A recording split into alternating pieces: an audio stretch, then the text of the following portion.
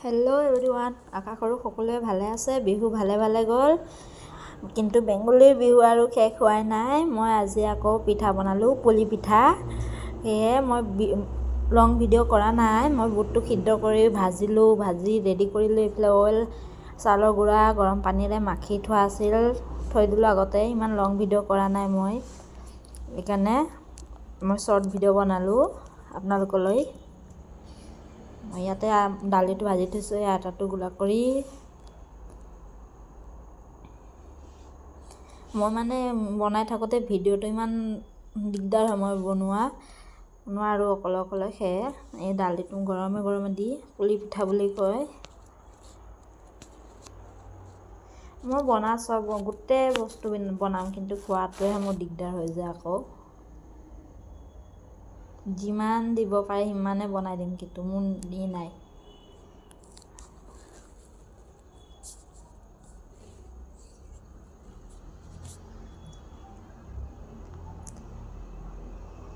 এনেই পিঠা বনোৱা শেষ হ'লে পিছত পুলি পিঠা খাব মন গৈছে বুলি আমাৰ ক্ষেত্ৰৰ, সেয়ে বনালোঁ আৰু পুলি পিঠা।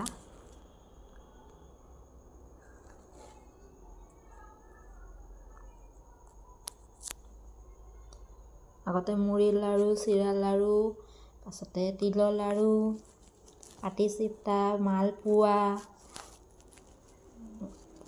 ভাপা পিঠা, মানে এইবিলাক বনোৱা হৈ গ'ল।